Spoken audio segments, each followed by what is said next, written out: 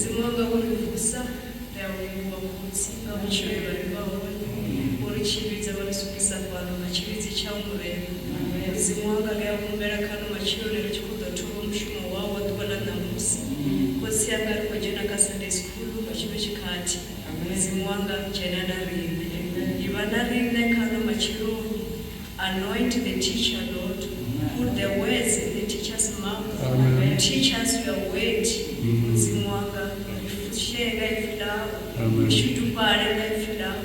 Draw us nearer to you. Zimwanga riverono vakukasta a step further after the Sunday school. Zimwanga ndikutumbera ndichirikuwa kusikavabe narine ane kune vakuva vavone kutichere sawo vose dzawo.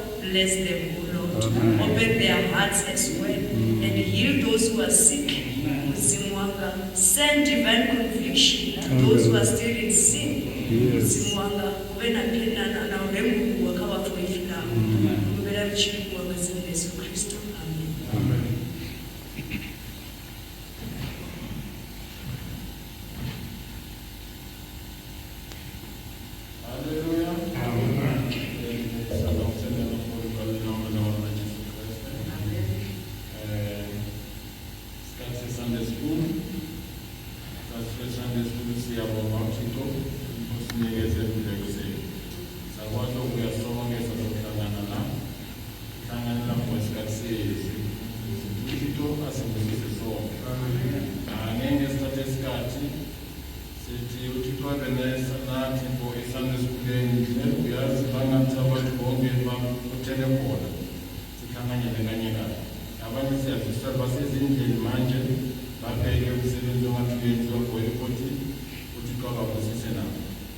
Sunday school elementary, junior, senior, utikoha yobusise yonke.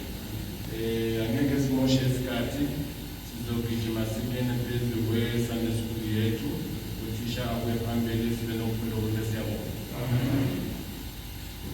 Building of the temple, building of the temple, building of the temple of the Lord. We are building of the temple.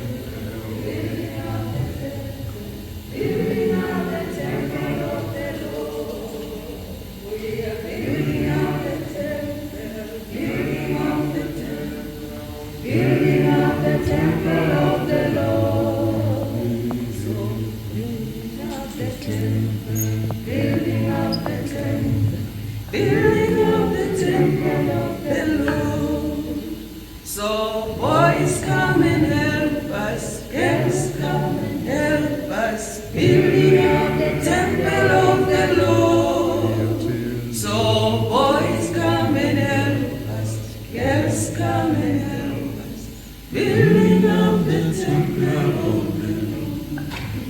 Hallelujah. Amen. Hallelujah. Amen. Sambonga uNkulunkulu ekuseni usinikeze impilo. Uye osibusileyo ngakho siyabonga. We thank God for the gift of life. It's time for our Sunday school. I'm asking for your prayers. Let God speak to us through me. So without wasting any time, let's start with elementary summary. Elementary summary. Our elementary lesson is about Paul's sermon on the hill. Paul's sermon on the hill. We saw Paul, we know Paul. We know how he was saved. He was on his way to Damascus to persecute the Christians. So God let his bright light shine upon him. So from that time, he repented. He said he was sorry and he was saved. His sins were forgiven. So lokhu sikukhulumela ukuthi uma singabantwana abancane siyazi ukuthi you can't work for God without being born again. You can't preach the gospel without being born again, without being saved first. So we saw Paul preaching the gospel all over with others. But today we see Paul preaching in Athens. He was alone this time. They escorted him, but they went back. Silas and Timothy.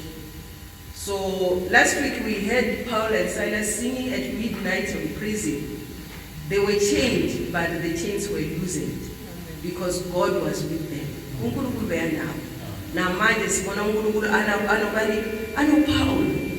So here in the city of Athens, we see Paul preaching on a hill. It was called Mars Hill. He was preaching to the Athens in the city of Greek, where people didn't know about God. They've got so many gods. They were worshipping so many idols. So Paul's heart was hurt when he saw that people didn't know about God.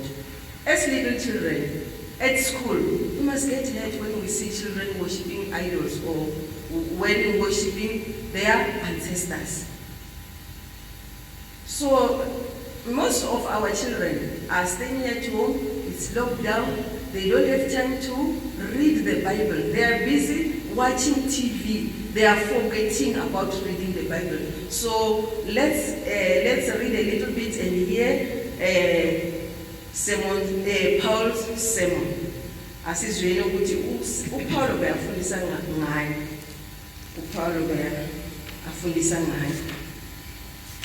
Let's read Acts.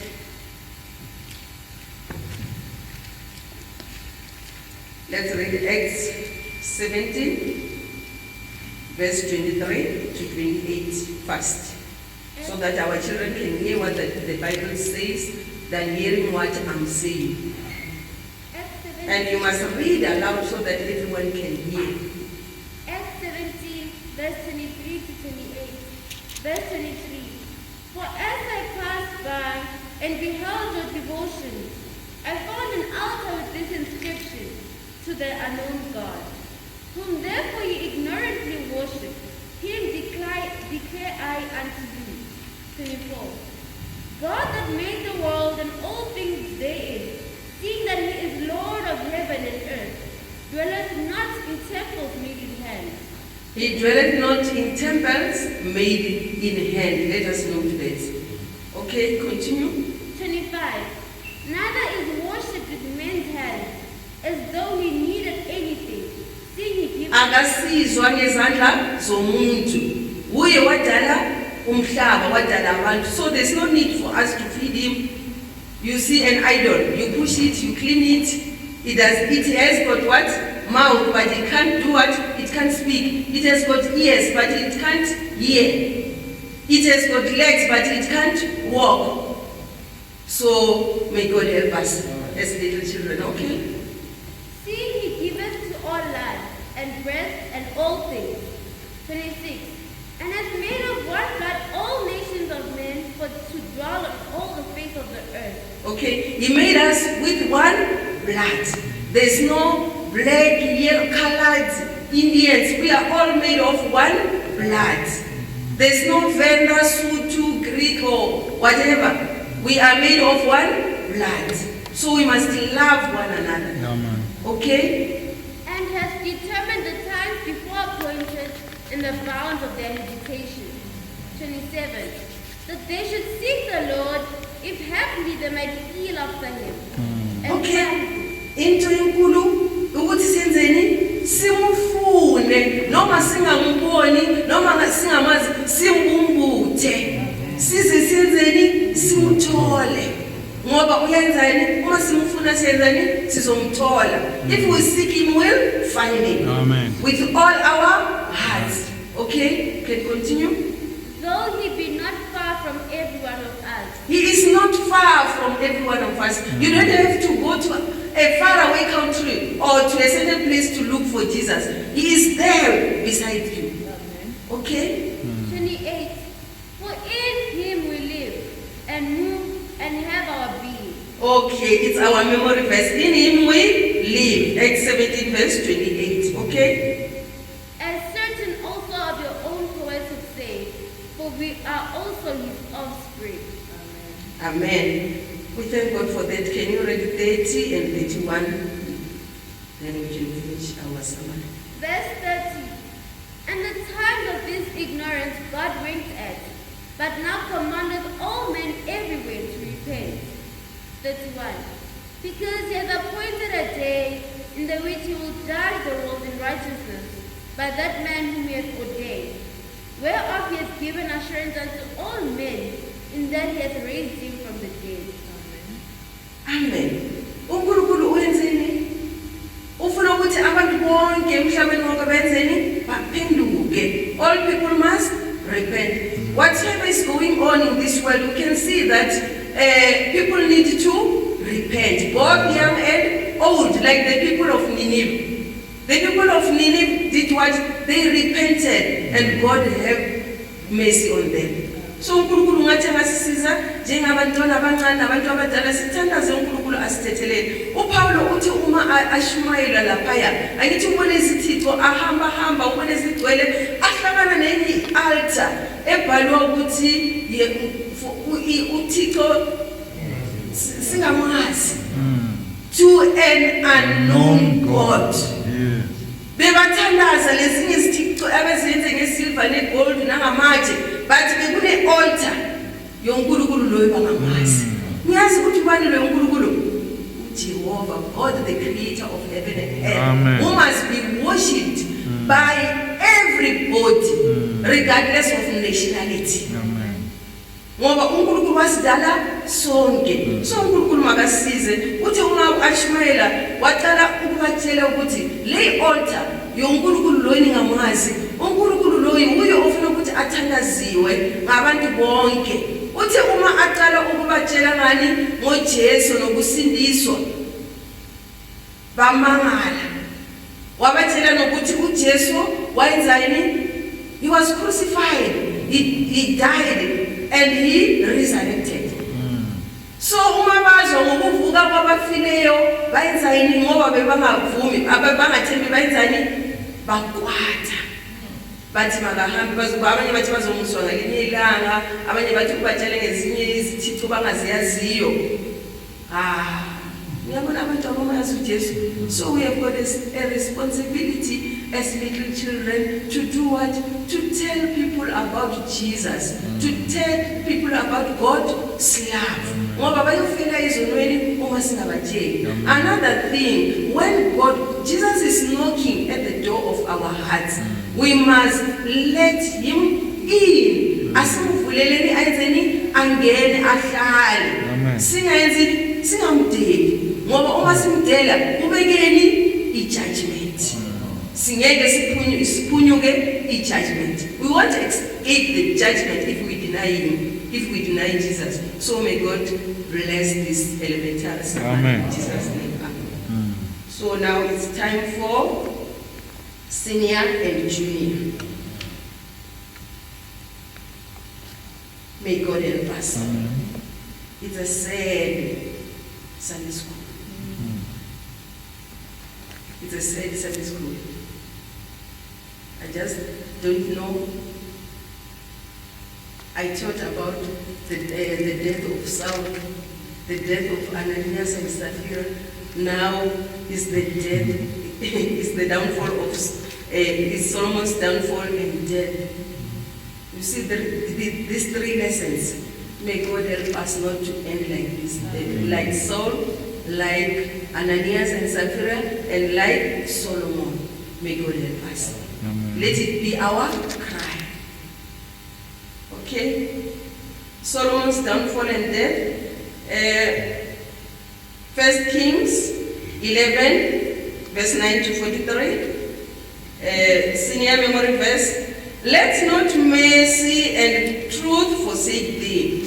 Bind them about thy neck. Write them upon the table of thine heart. Proverbs 3, verse 3. That's senior memory verse. This memory verse was written by who? This verse was written by who? The Proverbs. By Solomon. The one we are learning about his downfall today. It's so sad. We learned a lot from Solomon. Safunda izifundiso ezimangalisayo, Solomon's advice to children. Ukuthi ukumsaba uJehova, ukuqala kwani? Ukuhlakanipha. The fear of the Lord is the beginning of wisdom. But the devil is there. We mustn't relax. So may God help us. Junior memory verse, let thine heart retain my words, keep my commandments and live. Keep my commandments and live. USolomon usho kanjalo. Keep my, gcina imiyalo yami wenzeni uphile. Namhla akasayigcinayo. Proverbs 4 verse 4. So when our lesson starts, we are hearing about Solomon's downfall. We find that God is angry with Solomon. It's so terrible for God to be angry to you. Uma uNkulunkulu angaze akukwatele, awusenkingeni. Maye, alas. So uNkulunkulu makasize singamkwathisi. Sikhona izinto eziyenza ukuthi uNkulunkulu angithi siyabona ekuqaleni uSolomon kanjani. He was humble. At the beginning, he was humble. He was a prayerful man. He had wisdom. Angithi uNkulunkulu uthi uma amubiza athi ngisemncane angazi ukuphuma nokungena. Ukuzi yenzani? Ukuzijoba. Athi ngisemncane angazi ukuphuma nokungena. Ngicela ukuhlakanipha ukuthi ikhona ukulida isizwe sakho. uNkulunkulu wathi awucela imfuyo, awucela izinto eziningi, ucela ukuhlakanipha. Manje ngizokunikeza konke lokhu ungakucelayo, wamnikeza nemfuyo.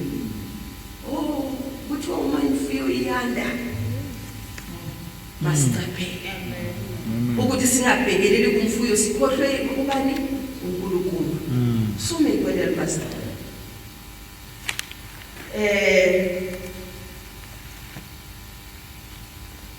The reasons for God's divine anger. We said it's divine anger because he had mercy on him. Akazange athathe konke kuye for the sake of David. So lapha sizwa ukuthi what caused God to be angry? It was disobedience. Ukungalaleli, ukungayenzi imithetho yakhe. Sizwa ukuthi he slowly deprioritized his relationship and obligation to God. Wayenzani? Wayenza ukuthi uNkulunkulu angasabi kuphi priority. Nayibona i-priority number 1. uNkulunkulu akasamuyenza umuntu wokuqala. Wenzeni washada namakhosikazi amaningi. So uNkulunkulu makasize. So khonapho wazama ukuthi ajabulise abafazi laba abaningi. Yazi ukuthi baba ngakho 700 plus 300 concubines. Umuntu uyi-1. Angithi bayahlakanipile. Manje ukuhlakanipha lokuya kumenzisa izinto ezilongo. Emhlabeni wonke ngangeke umuntu ohlakanipha ukufana noSolomon. Emhlabeni wonke. Anyway, there was no person who was blessed as him. He had wisdom. Siyakhumbula umfazi waseSheba wayenza yini? Wahamba waya ukubona itempele eyakhiwa ubani uSolomon. And into ebuhlungu. Ubaba wakhe uDavid, he never had peace. In his young age, he was a fugitive. Ayithi wachitha bekumuntu wezimpi wokubaleka. But yena uma ungena uNkulunkulu wathi ngizomenzela yini? Ipeace. That's why akhonile nokuakha itempele. Ngoba bekunokuthula. Ukuthula lokubeka kuphi ubani uNkulunkulu. Uma sinokuthula masijabuleni sikuphi ubani uNkulunkulu. But uma singalahla imiliyalo yakho uwathatha ukuthula sizomangala kuhlangahlangene singasazwani kuyiconfusion kanti uNkulunkulu uthathile ngoba we are disobeying his commandments. So may God help us. Uma uNkulunkulu uSolomon beya ayazi ukuthi uNkulunkulu wabeka umthetho wakhe kubani uMoses ukuthi uma amakhosi afanele ukuthi asiphathe kanjani. He knew, but he didn't obey. Okay, let's read isizwe umthetho lo uNkulunkulu wawubekela amakhosi ngoMoses. Deuteronomy 17 verse 14 to 17. Let's take note on 16 and 17. Let's start from verse 14. Deuteronomy 17, verse 14 to 17. Verse 14. When thou art come unto the land which the Lord thy God giveth thee, and shalt possess it, and shalt dwell therein, and shalt say, I will set a king over me, like as all the nations that are about you. 15. Thou shalt in any wise set him king over thee, whom the Lord thy God shall choose. One from among thy brethren shalt thou set king over thee. Thou mayest not set a stranger over thee, which is not thy brother. 16. But he shall not multiply horses to himself. He shall not multiply horses to himself. Bekwenziwa ngamakhosi lawa omhlaba angalithi uNkulunkulu. Benzani? Bazi kuthela imfuyo wona abantu laba baphansi bayenza yini? Bahlupheka. Okay, but inkosi yama-Israyeli kuthiwa ingayenzi lokho. uNkulunkulu wayala ukuthi ingayenzi. Okay? Nor cause the people to return to Egypt, to the end that he should multiply horses. For as much as the Lord has said unto you, ye shall henceforth return no more that way. 17. Neither shall he multiply wives to himself. Neither shall he multiply wives to himself. Kubuyaphi lokhu ukuthi inkosi iba namakhosikazi amaningi? Kubuyaphi nomhlaba uzokope? But the Bible says the king must not multiply wives. Ngoba uyazi ukuthi kuzoyenzakalani. Okay? That his heart turn not away. Neither shall he greatly multiply to himself silver and gold. Neither shall he multiply to himself silver and gold. Imfuyo. Niyabona izinto zamuwisa? Abafazi, abaningi, nani? Nemfuyo. Angithi sizwile ukuthi emhlabeni wonke akukho umuntu bene gold, pure gold, bene pure gold. Izinto zakhe lapha itemple, everything bekugcwele igold. So lokho ene bayathandani ama-entertainment abasha sizi-entertaina ngani masisithi thini ngelizwi likaThixo. Let us entertain ourselves with the word of God. So let's read 1 Kings 11 verse 1 to 5 in Zulu and 6 to 10 in English.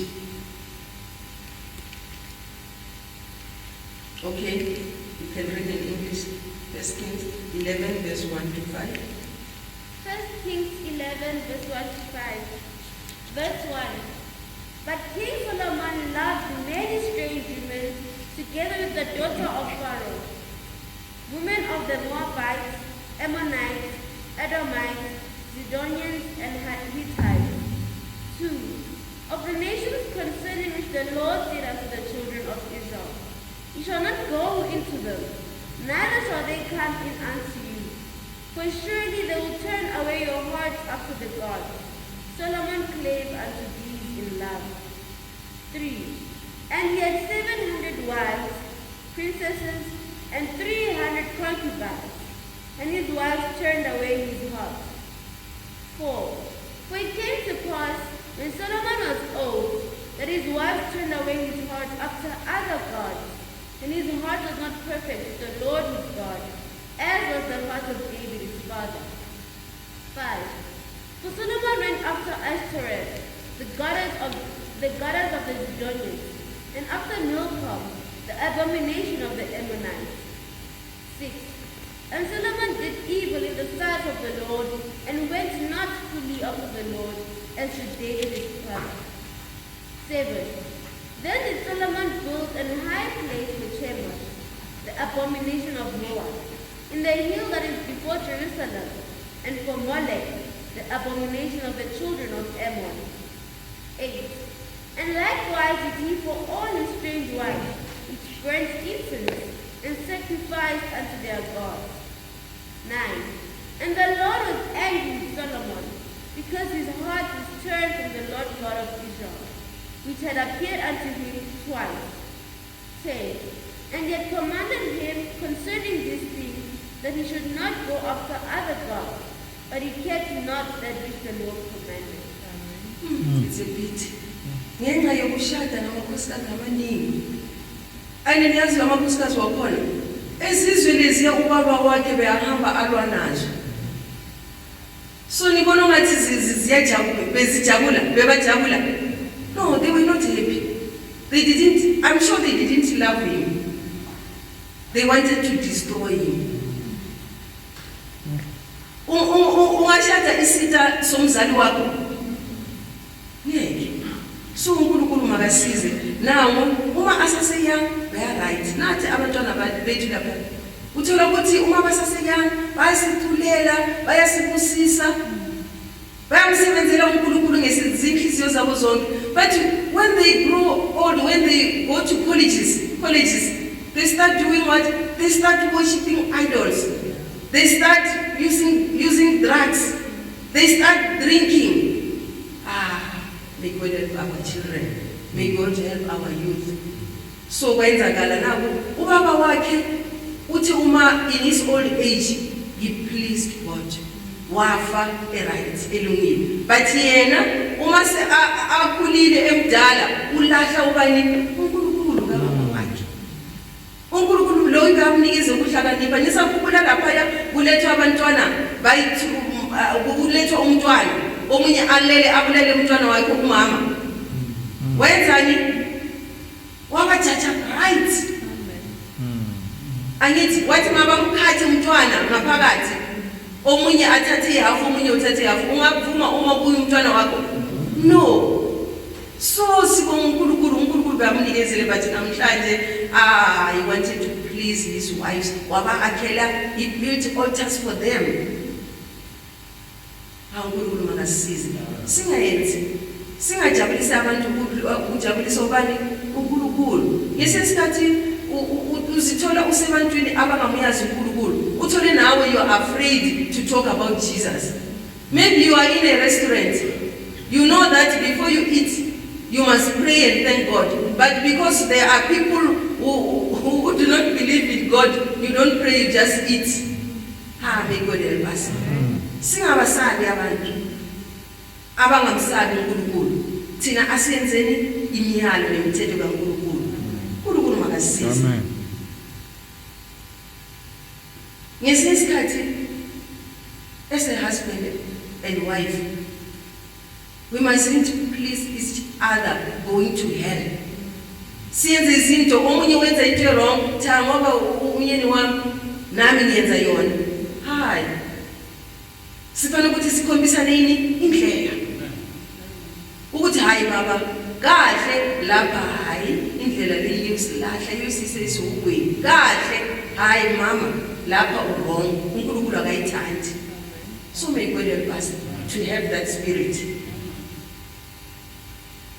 So akusila lokho kuphela sizwile ukuthiwa imfuyo uma iyanda iyamlahlekisa umuntu uma ngajapheli nayo imfuyo is one of the reasons that made God to be angry yamenza ukuthi alahle ubani uNkulunkulu. Let's hear about riches. 1 Timothy 6 verse 17. 1 Timothy. Riches are a blessing to others, but to others it's a curse. Because abanye uma bafuyile abanandaba noNkulunkulu, abanye uma bafuyile bayamsebenzela bashare basize abanidayo. So may God help us. Let's hear about riches. 1 Timothy 6 verse 17. 1 Timothy 6 verse 17. Charge them that are rich in this world, that they be not high-minded, nor trust in uncertain riches, but in the living God who giveth us richly all things to enjoy. Amen. Amen. In Zulu, 1 Timothy 6, verse 17. Mabaya abafuyile lapha emhlabeni kuba bangazivume zibathembe imfuyo engemiyo, abathembe uThixo ophilayo osinikayo konke kuvame size sithokoze ngakho. Amen. Those who are rich must not be high-minded. Bangazikhukhumezi ngoba bazoba. Kuthiwa sizibuthele imfuyo yasezulwini. Engadliwa singazibuthele imfuyo lapha emhlabeni. Masibheke kuphi ezulwini ngoba amasela ngeke angayenzeni? Angeke angene, ngeke ajonje. Lapha emhlabeni enza yini? Ayajonje. Kunabanye abasha ngesikhathi uthola umuntu enza ama goals wakhe. Uzomuntu athi I want to have a nice car, a beautiful house. Ngishade, ngibe nomuzi wami omuhle, ngibe nonkosikazi wami omuhle, ngibe nemfuyo, ngiye lapho ngithatha khona. Ukhuluma lokhu konke akacabangeli kuphela.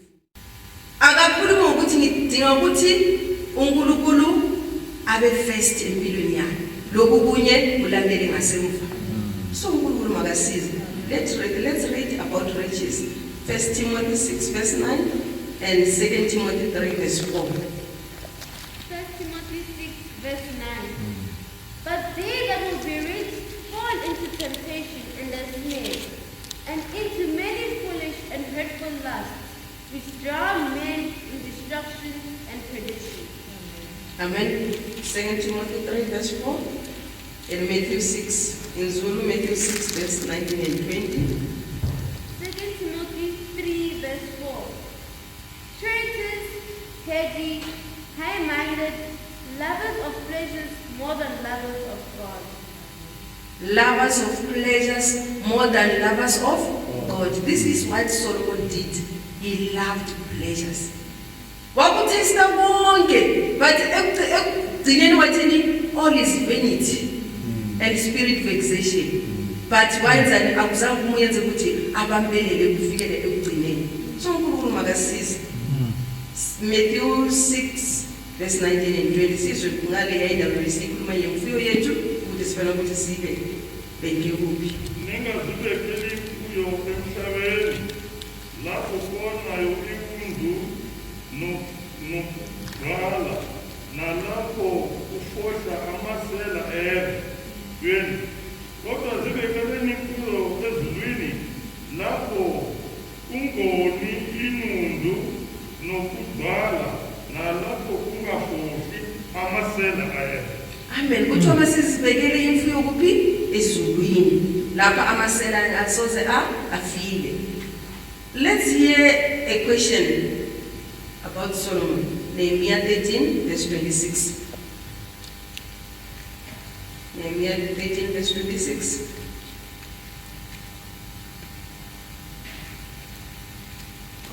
Nehemiah chapter 13 verse 26. Did not Solomon king of Israel sin by these things? Yet among many nations was there no king like him, who was beloved of his God, and God made him king over all Israel. Nevertheless, even him did outlandish women cause to sin. Amen. In Zulu, Nehemiah 13 verse 26. Nehemiah 13 verse 26.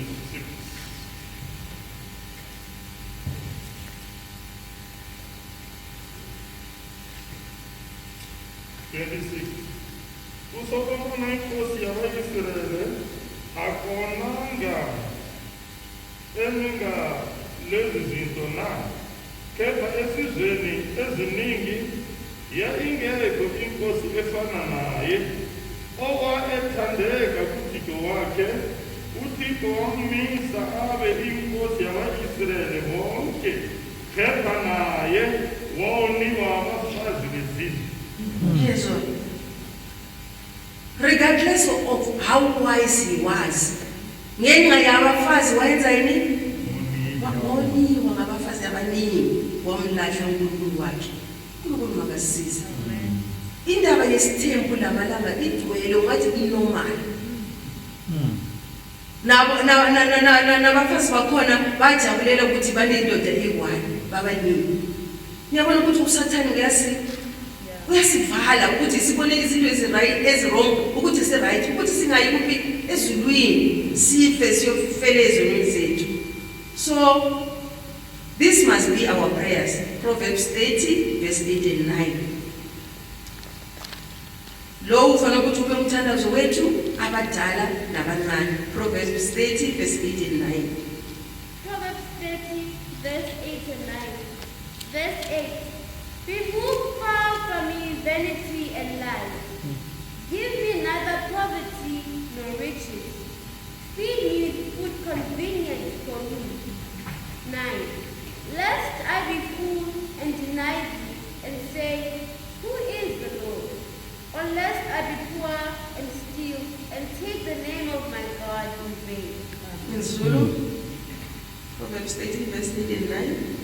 8 and 9. Susa kude nami amanga namathele. Unganginiki ubumpofu nenqebo. Ngifunze ukudla okungabelwayo. 9. Funa ngisuthe, ngikwale, ngithi kuJehova ungubani na. Funa ngize, ngibe mpofu, ngibe ngilone igama likaJehova. Amen. Give me neither poverty or riches, lest I'll be full and deny thee. Give me neither poverty, lest I be poor and do what? And steal. May God help us. Makube umthandazo wethu. Let us be content with what we have. Uma singasuthiseka ngalokho sinako, uNkulunkulu wakho uyazi lokhu sikuswelayo nalokhu sikudingayo. Uzoyenza yini? Uzosinikeza. So let us be content. Ngoba ukufuna ukubutha izinto eziningi uyazilahlekisa. Siyabonga sezwile amalechisi namakhosikazi wamlahlekisa uSolomon. Nathi ungasilahlekisi abasha nabantu abadala. Let's hear about his punishment. 1 Kings 11 verse 11. 1 Kings 11 verse 11. Wherefore the Lord said unto Solomon, for as much as this is done of thee, and thou hast not kept my covenant and my statutes, which I have commanded thee, I will surely rend the kingdom from thee, and will give it to thy servant. Nayibona indaba yakhona ubuhlungu. Nayi punishment manje. uNkulunkulu kwathile wamtshela uSolomon the glory of God, the protection of God, the peace from God departed from Solomon. Wamthathela nani? Nobukhosi. Wamtshela through umprofeta ubani? U-Abijah. Ukuthi ngizothatha ubukhosi ngibunikeze ubani? Your servant. Ngizwanini? Unesisebenzi ekhaya, your servant. Unezinto zonke unemfuyo yonke, uNkulunkulu ayithathe anikeze your servant. Yabona ukuthi it's painful. It's painful le ndaba yenzeka kuba kuSolomon. Umntwana wakhe anyazi ukuthi azithi siyazi ukuthi uma yena ashona umntwana wakhe ufana ukuthi ngomthetho ufana ukuthi athathe ubukhosi bonke. Bathi umntwana wakhe wathiwa uzunikezwani? Isizwe esisodwa. Niyazi wanikezwa isizwe siphi? He was given the tribe of Judah for David's sake. Ngoba uthi intonga yakhe ngeke iphume kuJudah. uNkulunkulu wenza yini? Uyayigcina icovenant yakhe nathi. But yithi abantu sicela senzeni? Sisuke kuye naye ayenzeni asuke kithi. uNkulunkulu makasize. Let's read verse 11 and 12. uNkulunkulu wamthathela ubukhosi bakhe ube nomusa ngenxa for David's sake and Jerusalem's sake. Verse 12 and 18. Verse 12. Notwithstanding in that day, I will not do it for David thy father's sake, but I will rend it out of the hand of thy son. 13. Howbeit, I will not rend away all the kingdom, but will give one tribe to thy son for David my servant's sake, and for Jerusalem's sake which I have chosen. Amen. It's so sad. Uma sifuna sethu siyaphambili sizwa ukuthi ngoba uNkulunkulu ukwatile, he was very angry with him. Wayenzani? Wamvusela isitha. Kubuhlungu ukuvusela isitha uNkulunkulu. Wena uzothi abantu bayakuthakatha or abantu abekho right, kanti uNkulunkulu, you disobeyed God and he is stirring up what? Enemies, adversaries for you. So may God help us. Simujabulise, angasivuseli izitha. It's so painful because those adversaries were from outside the kingdom and inside the kingdom. Jeroboam was his servant. He was inside the kingdom. uNkulunkulu wayenzani? Wamsebenzisa ukuthi amlwise. Let's read 1 Kings 11 verse 14 and 1 Samuel 28 verse 16. 1 Kings 11 verse 14. And the Lord stirred up an adversary unto Solomon, Hadad the Edomite. He was of the king's seed in Edom. Is verse 14 okay? You can read verse 15. Verse 15. For it came to pass, when David was in Edom, and Joab the captain of the host was gone up to bury the slain, after he had smitten every male in Edom. Amen. uNkulunkulu wavusa uHadad wase-Edom. Niyamazi lo uHadad. Ngesikhathi uJoab the captain of the host of Israel abulala abafana bonke, all the males. When he killed all the males, he destroyed all the males in Edom. This Hadad, he was a young man. He was still young. He fled to Egypt. Inkosi yase-Egypt yamphatha kahle khona ngale wakhula. Ungazwa ukuthi uDavida kufile wayenza yini? Wabuya. Kanti uNkulunkulu bayambuyisela ukuthi uzenzani? Uzodila noSawule ngoba uSawule akayenze akasamlalelayo. So it was Hadad, then Rezin of Damascus. Let's read 1 Kings 11 verse 23 to 25. Ngeke sifunde amavesi wonke, too long. 1 Kings 11 verse 23 to 25. Verse 23. And God stirred him up another adversary, Rezin, the son of Eliada, which fled from his lord Hadadezer, king of Zobah. 24. And he gathered men unto him, and became captain over a band, when David slew them of Zobah. And they went to Damascus, and dwelt therein, and reigned in Damascus. 25. And he was an adversary to Israel all the days of Solomon, beside the mischief that Hadad did, and he abhorred Israel, and reigned over Syria. Amen. Lo Rezin was in Damascus. Kuthiwa wamhlupha uSolomon. uSolomon izinsuku zonke zempilo yakhe. Wamhlupha. Ngoba angithi uDavid bayathatha izizwe leziya azibusa. So yena beyamhlupha amthreatena ukusithatha back. He threatened Solomon to control the northern territory of Israel. Uyafuna ukucontrola inorth, loye omunye uHadad uyafuna ukucontrola isouth. So uNkulunkulu makasize. So let us hear about an adversary inside the kingdom, about Jeroboam. 1 Kings 11, 26 and 27. 1 Kings 11, verse 26 and 27. 26. And Jeroboam, the son of Nebat, an Ephrathite of Zeredah, Solomon's servant, whose mother's name was Zeruah, a widow woman. Even he lifted up his hand against the king. 27. And this was the cause that he lifted up his hand against the king. He lifted his hands against the king. His king, a servant, lifting his hand against who? Against Solomon. It was so terrible. Okay? Solomon built Millo and repaired the breaches of the city of David his father. Okay, that is what angered who? Jeroboam. Jeroboam.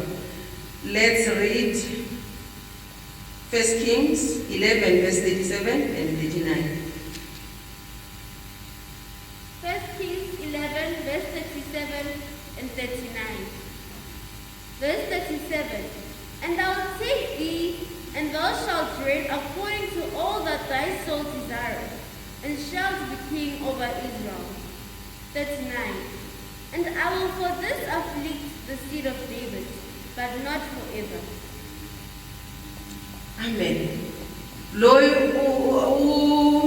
Jeroboam uthola umlayezo obuya kumprofita Ahijah. Amtshela ukuthi uNkulunkulu uzomnikeza 10 tribes zika Israel. So before amtshela lokho wenzeni, he was wearing a new garment. Wayenzani? He rent it into pieces. How many pieces? 12. Izizwe zika Israel. Angithi siyazi kulesizwe and half esisele ngale before badlulela eCanaan. So uNkulunkulu uAhijah warenta ingubo entsha uma ukuthi umbuso wase-Israel wenzeni ngenxa kaSolomon wadabulwa ngaphakathi. Siyabona ukubona komuntu oyi-1 ngesinye isikhathi kuyabulalisa isizwe. So uNkulunkulu makasize sithandazele nabafundisi bethu, sithandazele abaholi bethu ukuthi uNkulunkulu kulahleka uma usathana ngagena umuntu oyi-leader. Isizwe siyashabalala ngoba abanye bazothi thina simana lo, thina simana lo, sho ukuthi abantu bayalandela. That is what happened to the tribe of Israel. Zahlukana manje kwabana 10 tribes ngapha, le 1 tribe ngale, enye isale ngale. Isizwe sakuzo umuntu oyi-1, abantwana bomuntu oyi-1. Bayenza bayahlukana ngenxa ye-disobedience. So uNkulunkulu makasize. Let us hear about Solomon's death, the end of Solomon. A good start and a bad end. Uqale kahle, agcina kahle. uNkulunkulu makasize. Noma singaqala kahle, as long siyenzani sigcina kahle. Let it be our prayers ukuthi uNkulunkulu ngisize. Noma ngivuka ngisize ngiqede kahle. Into enkulu uNkulunkulu ayifuna is to repent. uDavid naye akazange abe perfect endleleni yakhe, but immediately he knew that he displeased God. He did what? He repented and asked God for mercy. And because God has got love, he did what? He forgave him. Nathi namhlanje singaweli phansi sivele silale singasavuki. Isizwe siyakhala manje. Kufuna abantu abazoyenza yini? Abazoshumayela ilizwe, abasha, abazospreada igospel ukuthi repent and believe the gospel. Abasha bayafa abafele izoneni manje. Umhlaba wonakala, abantu abadala nabancane abasayazi ukuthi into right is which one. So uma singaze repent izivela nathi siyolahlwa nawo.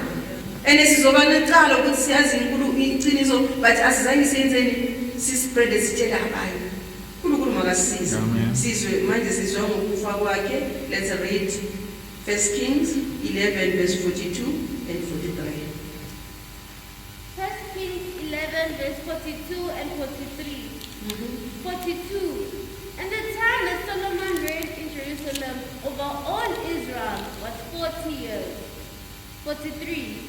And Solomon slept with his fathers and was buried in the city of David his father, and Rehoboam his son reigned in his stead. He died Some said he died of natural cause. So siyabona uNkulunkulu nomusa ngabe naye wafela kuphi empini. So we thank God because he has got mercy. But into inkulu noma kanomusa uma ungaze ufe akusena umusa uphelela la.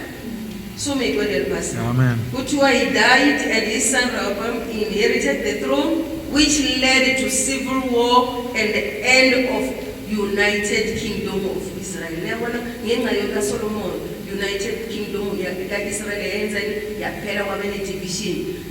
10 tribes aside, 1 tribe with Jeroboam. Sizozwa ngesifundo esilandelayo ukuthi manje kuyenzakalani okubuhlungu esizweni sika Israel ngenxa yokungalaleli because of disobedience. Basha uma siceda asingenele kubasha. An advice to youth. Isifundo lesi sizikithi basha ngesikhathi se-youth rally. uNkulunkulu ufuna ukusixwayisa ukuthi singafeli. He want to warn us so that we mustn't die and go to hell. If we have fallen, it's time for us to do what? To rise up and repent and ask God to forgive our sins. Advice to you, never compromise. Never compromise. Esikolweni noma abanye bayenza lokhu bathi ku right, never compromise. Never disobey God. Let your God be known. Let it be known that you worship God in the midst of people who deny God. Never fail to acknowledge God as others did. Uma ase university abamazi nokuthi ukuthandaza uNkulunkulu uyafana nawo. But uma senkonzweni umzalwane, uma nabangani bakhe esikolweni akabonakali. So lokhu makube kude nethu. Let us not love the love of money. Singathandi imali. Do not love too much money, because the love of money is the root of evil, all evil. Let us refrain from worldly amusement, worldly entertainment. Abahlaba namhlaba entertain everything ngamaculo. Amaculo wakhona aculela ubani uSathane. Nawe umntwana kaNkulunkulu uthi umntwana kaNkulunkulu nawe ufake ama headset abazali abazi nokuthi ulaleleni. Ulalela amaculo kaSathane akubusise ukuthi kaNkulunkulu. May God help us. We must not listen to worldly songs.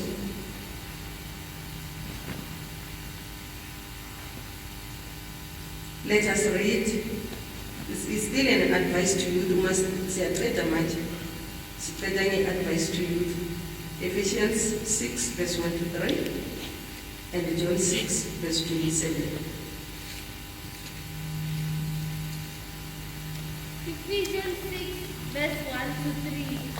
Verse 1. Children, obey your parents in the Lord, for this is right. 2. Honor thy father and mother, which is the first commandment with promise. 3. That it may be well with thee, and thou mayest live long on the earth. Amen. Let us honor our parents. Whether we are at home, wherever we are, whether we are at school, at colleges, where no one can see us, let us honor God first. Then we will be able to honor our parents, and we'll have long life. Wafa Solomon. So let's read John 6 verse 27. John 6 verse 27. John 6 verse 27. Labor not for the meat which perisheth, but for that meat which endureth unto everlasting life, which the Son of Man shall give unto you. For him hath God the Father sealed. Labor not for meat which perisheth. Izinto zalapha emhlaba ziyenzani? Siyaphela. Let's read Deuteronomy 28 verse 15 and lastly Galatians 6 verse 7 and 8. Deuteronomy 28, sizwe ukuthi ilizwi lenkosi lithini kithi sonke. Deuteronomy 28 verse 15 and Galatians 6 verse 7 and 8. Deuteronomy 28, verse 15. But it shall come to pass, if thou wilt not hearken unto the voice of the Lord thy God, to observe to do all his commandments and his statutes which I command thee this day, that all these curses shall come upon thee and overtake thee. Amen. Uma singalaleli imithetho kaNkulunkulu ukuthi ama-cases wonke, izithuko zonke zizosilandela, zisi-overtake. So I'm sure we don't want that as youth and as elderly people. Galatians 6 verse 7 and 8, our last scripture. Galatians 6, verse 7 and 8. Verse 7. Be not deceived, God is not mocked. For whatsoever a man soweth, that shall he also reap. 8. For he that soweth to his flesh shall of the flesh reap corruption, but he that soweth to the Spirit shall of the Spirit reap life everlasting. Amen. uNkulunkulu makasize kuthiwa God is not mocked. Whatsoever a person reap, that he shall, whatsoever a person sow, that he shall reap. So let us reap good things so that we can, let us sow good things so that we can reap everlasting life. But if we sow bad things, we will reap what? Corruption. Uma sitshala masitshaleni izinto ezinhle, good things, ukuthi sithole impilo ekuna phakathi. Amen. Siyabonga uNkulunkulu ngesifundo lapho kusele khona uNkulunkulu uzosibusisa, uzosivula sikhona ukuyazi nokushisisa. Amen.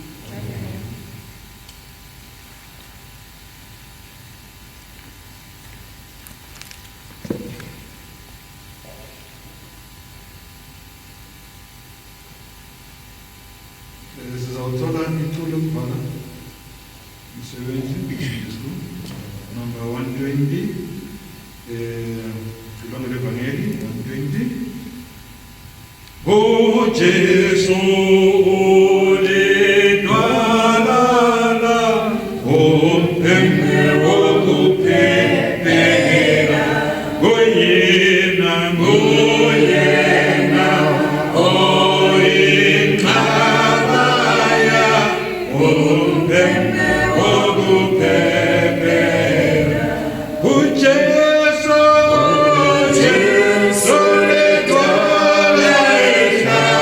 Yeah.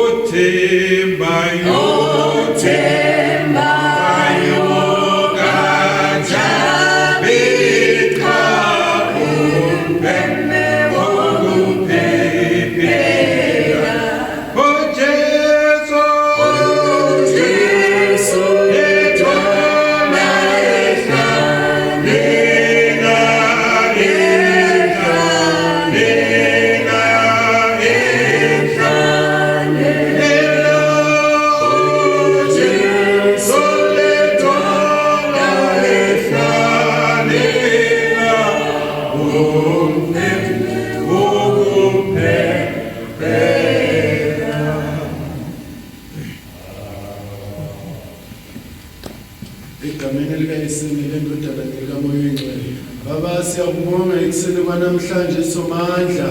Baba usifundisile ukuhlakanipha Somandla. Baba mele sithathe kuko Jehova. Baba sicela wena baba siphe ukuhlakanipha Jehova. Siphe ukuhlakanipha moyo oyingcwele. Baba kube wena usisizayo siyabasha Jehova. Baba sihambe ngendlela yakho Somandla. Baba singayifunele yethu indlela Jehova. Baba hamba phambili kube wena baba osilawulayo Jehova. Baba siphe ukuhlakanipha okuvela kuwena moyo oyingcwele baba. Baba siyacela Jehova. Ibana baba semakhaya Jehova bagulele emakhaya Somandla. Phakamisa isandla sakhe esilungileyo moyo oyingcwele baba. Baba bakhona babhekile Jehova. Ibana moyo oyingcwele nabakhona kule ndawo Jehova. Phakamisa isandla sakhe esilungileyo Jehova. Ibana nathi moyo oyingcwele sisize baba kuze kube naphakade. Amen.